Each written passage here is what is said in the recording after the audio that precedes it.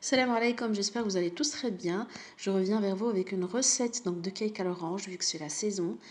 Et bien sûr, donc si vous n'êtes pas encore abonné, je vous invite à vous abonner sur le lien tout en bas et d'activer la cloche pour suivre tout ce que je mets sur internet. Donc là, vous voyez le cake, il y a la moitié qui est déjà partie. Donc là, je vais couper une part pour vous le montrer de l'intérieur. Voilà. Donc il est vraiment moelleux et bien tendre, donc vraiment très délicieux. Et vu que c'est la saison, c'est toujours bien de préparer des recettes avec les ingrédients et des produits de saison. Donc vous voyez comment il est. Et là, donc, je vais vous expliquer comment j'ai fait. Pour ça, donc j'ai besoin d'une orange. Donc là, je vais prendre un zesteur.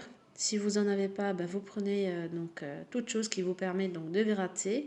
Et là, je vais venir gratter à peu près la surface de la moitié de l'orange. Donc pas énormément de zeste parce que c'est un peu amer quand même. Après, c'est selon votre goût si vous voulez vraiment prendre le zeste de toute l'orange, donc il n'y a pas de problème. Donc si vous pouvez prendre une orange non traitée, bio, ce que vous voulez, vous la lavez toujours, on lave toujours donc avant de prendre le zeste. Parce que quand même, si jamais elle est traitée, donc il y a beaucoup de produits chimiques qui restent sur la surface, donc on la lave. Donc là, comme vous voyez, donc je prélève ça. Voilà. Donc là, à peu près la moitié. Si vous n'avez pas de zesteur, vous pouvez prendre la râpe. Donc là, je vais prendre mon orange, donc la même bien sûr. Et là, je vais venir donc la presser pour avoir donc un peu de jus que je vais réserver de côté. Comme ça, après, donc j'ai tous les ingrédients qui sont prêts.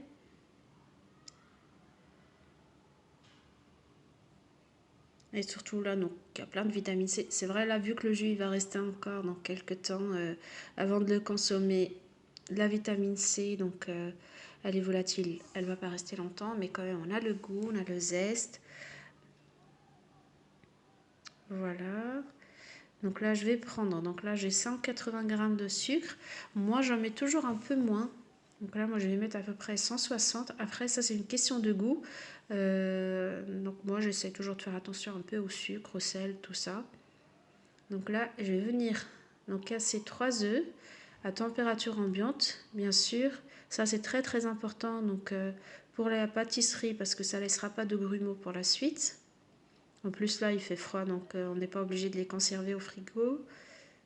Voilà, donc là j'ai les 3 œufs. Et là je vais venir mélanger le tout avec, donc là je mets toujours un peu de sel, pardon, c'est très important. Et donc là je vais venir tout mélanger avec le batteur électrique. Si vous n'en avez pas, vous utilisez un fouet manuel, donc il n'y a pas de problème, c'est juste voilà, il faut un peu plus d'huile de coude. Donc on mélange bien.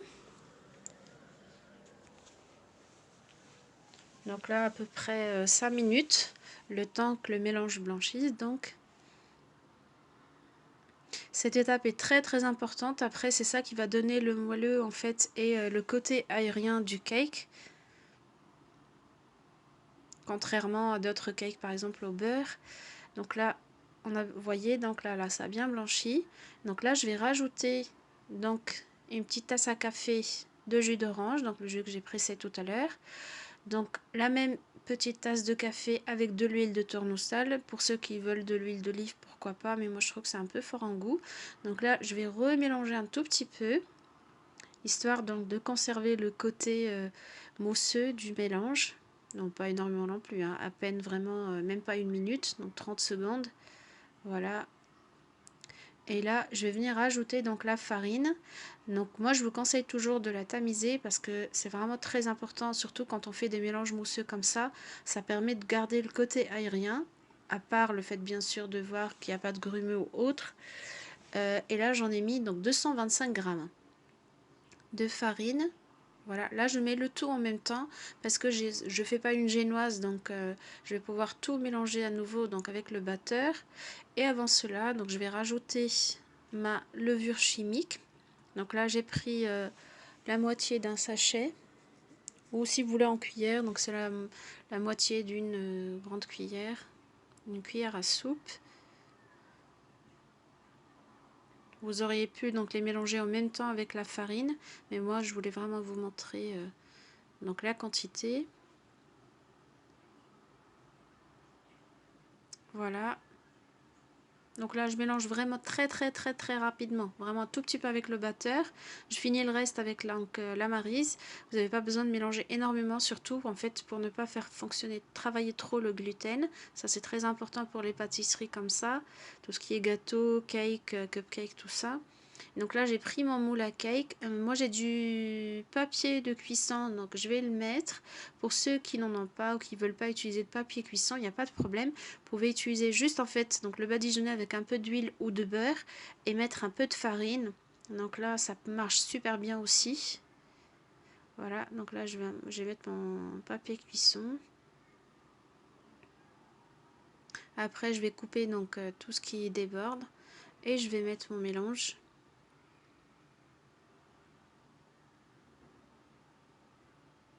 Voilà. Et en fait après pour la cuisson, donc en fait moi je le mets à cuire. Donc j'ai fait préchauffer le four à 180 degrés et je l'ai fait cuire pendant 40 minutes. Ça vraiment ça dépend de votre four. Donc vous mettez sur feu moyen et en fait vous surveillez. Si vous voyez qu'à 180 en fait il part trop vite et que ça commence déjà à être foncé alors que vous venez à peine de le mettre, donc il faut mettre à 160. Et voilà, donc là il reste encore un tout petit peu, donc il ne faut pas que le moule soit rempli à ras-bord. Entre temps, donc là, moi je vais prendre une orange, donc je vais le couper en rondelles comme ça. Vous voyez, ça donne vraiment envie les oranges à cette saison. Donc là, je vais les couper comme ça. Vous pouvez les laisser entières si vous le voulez, il n'y a pas de problème. C'est juste, voilà, moi c'est la déco que j'ai choisie. Donc là, j'ai pris une casserole, donc j'ai pris un verre de sucre. Donc une mesure de sucre pour une mesure d'eau. Donc la même. Donc là, j'ai pris le même verre d'eau. Et là, je vais le porter à ébullition. Et en fait, quand il n'y a plus de... Vraiment, vous voyez qu'il n'y a plus beaucoup de mousse. Donc là, je vais mettre donc, mes quartiers d'orange dedans. Voilà, donc vous pouvez tout mettre. Donc vous essayez de les mélanger comme ça. Ceux qui sont en surface, elles cuisent donc au même titre que les autres. Voilà. Et en fait, ça va permettre de donner donc de la brillance à nos oranges. Qu'elles soient cuites, comme ça se conserve plus longtemps pour la décoration sur le cake. Et en plus, on a le petit sirop pour ceux qui aiment, en fait, par exemple, rajouter ça sur le cake. Donc, c'est vraiment très bon. Voilà. Et après, moi, j'ai coupé le feu parce qu'avec les plaques, en fait, ça conserve quand même de la chaleur, même quand vous l'arrêtez. Voilà. Et en fait, vraiment, quand vous voyez que la partie blanche, elle est devenue un peu plus transparente, donc c'est que c'est bon. Bon, après, évitez de les mélanger trop. Donc là, mon cake est cuit. Vous voyez, donc ça, c'est la couleur. Vous pouvez tester avec un cure-dent pour voir si c'est cuit, si vous voulez pas l'abîmer avec un couteau. Donc là, j'ai mis mes oranges avec un peu de sirop, pas trop, parce qu'en fait, il est vraiment moelleux, donc il n'y a pas besoin de rajouter beaucoup de sirop. Après, bon, c'est une question de goût. Donc là, la recette est prête. Donc notre cake est prêt. J'espère que ça vous a plu, que vous allez le tester. N'hésitez pas à me laisser